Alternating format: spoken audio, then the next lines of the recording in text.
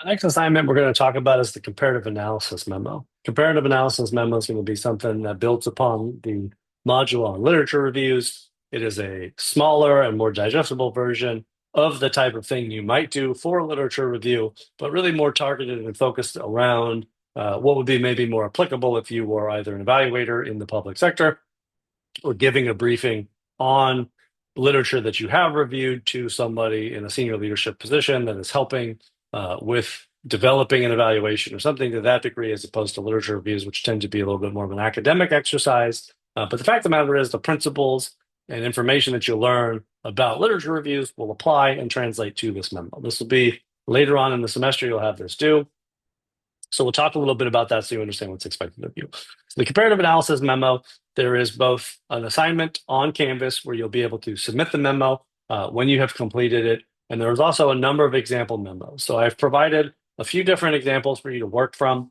Each of these memos is a version of this assignment that somebody has submitted, a student has submitted from a previous semester. All of the ones that I provided for you as examples have received a grade. So I deem each of those to be of sufficient quality to meet the requirements to receive an A. And so there's different variations of the memo from different people on different topics, but there are four of them available for you, memos 1, 2, 3, and 4, that you can use to look at. And I encourage you both to take a look at the more detailed explanation of the syllabus, as well as look at the different memos, because it should help you really understand what is expected of you with this assignment.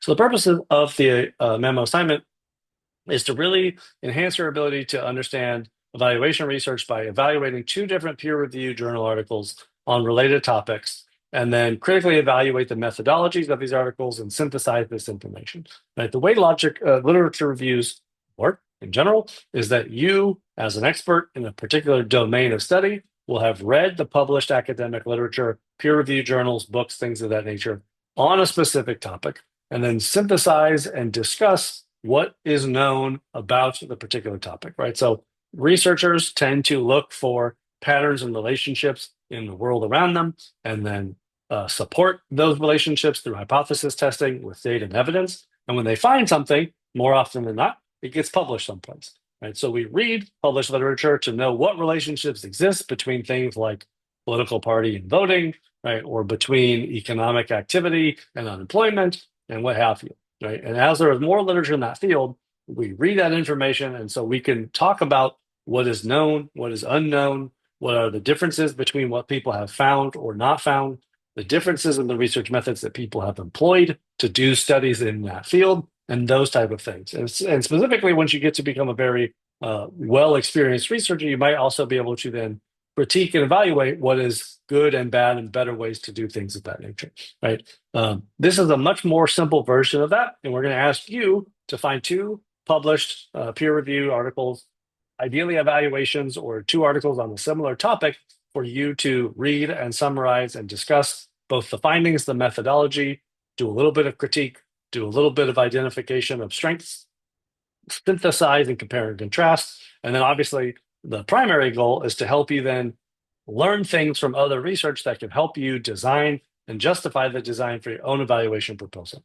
So the way this is going to work is you'll obviously use the library database or an online database to find different peer-reviewed journal articles, two of which must be used for this assignment specifically because it's comparative, so you must have at least two to compare and contrast. They should be reputable academic journal peer-reviewed articles of choice. The assignment itself is going to be no more than 3 double-spaced pages. That is a maximum.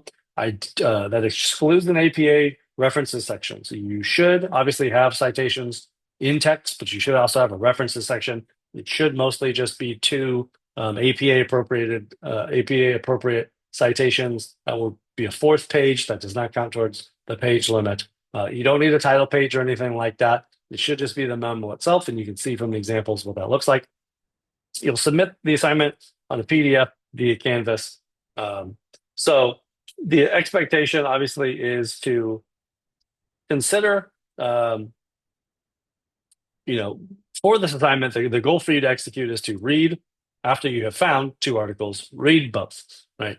The discussion on literature review is going to talk a lot more about the types of things that you should be looking at in these articles, the types of stuff that you should do when reading the articles to help you understand how to keep track of your notes, right? The fact of the matter is, for this assignment, the goal is to cover a number of topics, right? And we'll talk a little bit about those things here, right?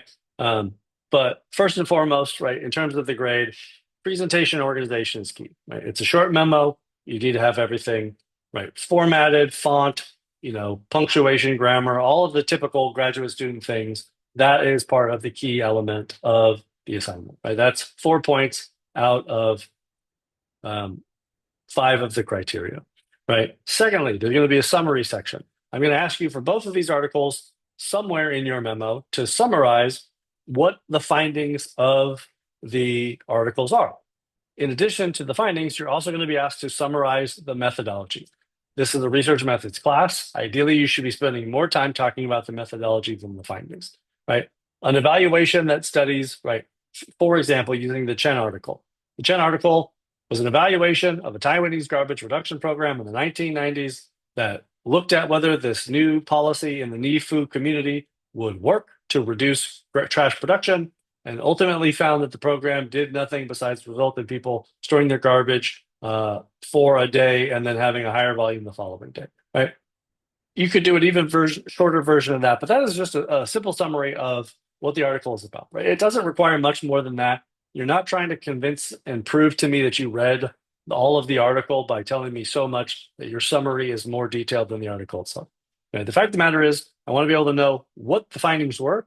Did the program that they evaluated, did it achieve the goal? Did it not? Did they find any issues? Right. And then tell me about the methodology.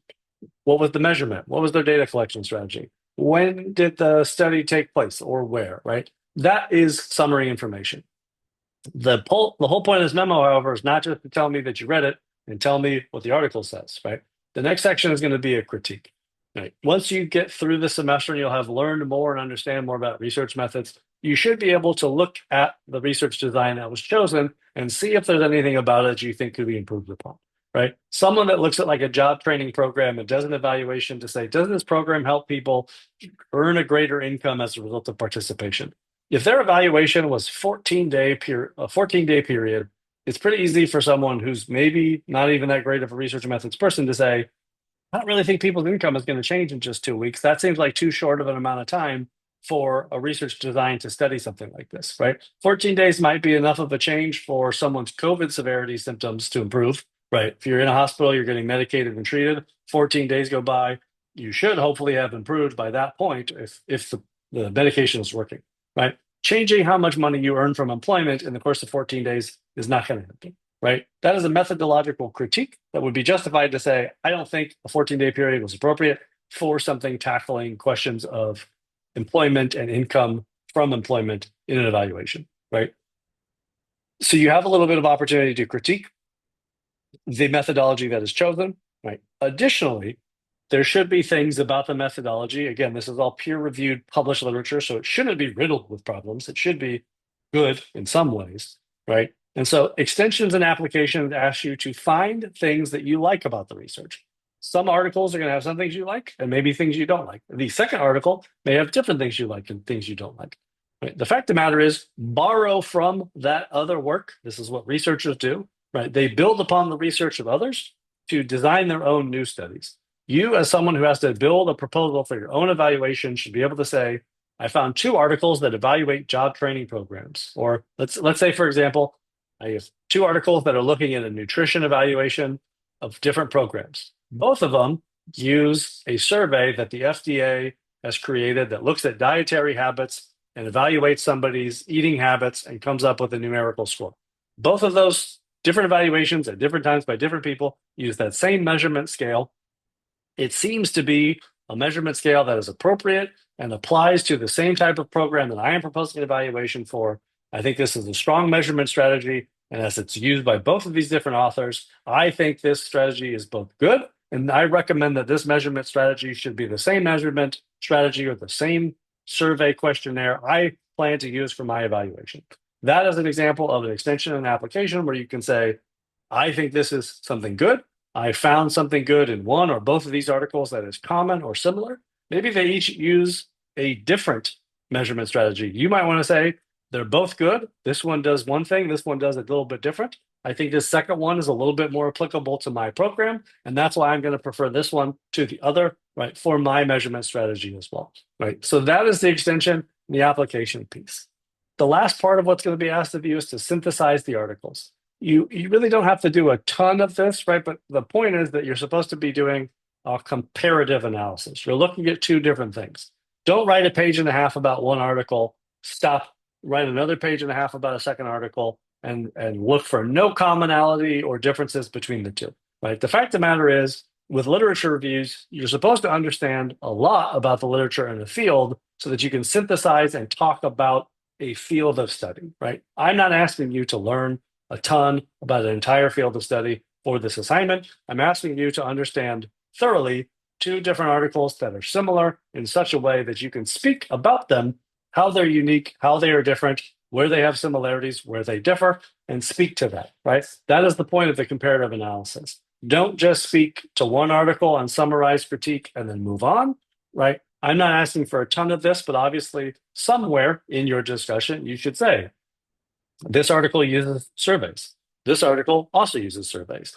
Separately, however, this applies to the city of New York. This applies to a rural community, right? They use different population sizes based off of the areas that they're trying to employ their study, right? There's going to be differences between the two, even if they're both evaluations of nutrition programs or job training programs or public health programs. That's okay. The fact of the matter is, you should look for differences and similarities. And when you are talking about a summary of their findings or a summary of the research methods and critiquing them and talking about what is strong and can be applied to your own design, you should be able to talk about both and compare and contrast, right? You can either do one of two things, which is have a synthesis section towards the end, and you can do your synthesis there, compare and contrast at the end. Other students have chosen to do the compare and contrast along the way, right? So they start with a summary of findings and they compare and contrast findings. Then they talk about a summary of methods, and then they compare and contrast methodology. Then they'll talk about critiques, and they'll talk about critiques of one and the other, and what is either good or bad about both, right? And so on and so forth in the extension application section. Either of those is fine. The fact of the matter is, you should have a strong enough understanding of the two articles that you're being asked to read to be able to do that compare and contrast and synthesis. Couple tips for this. Earlier in the semester, I'm going to ask you to do a discussion post. We're going to have to write up a summary for one journal article, just one. So the comparative analysis memo, you're going to be asked to use 2 journal articles. For your final evaluation proposal, you're going to have to use 4 peer-reviewed articles. It's a real pain when you find one article and then stop to try to go back and remember what you did to find additional articles, especially if you start finding stuff that is in line with what you need to do these assignments.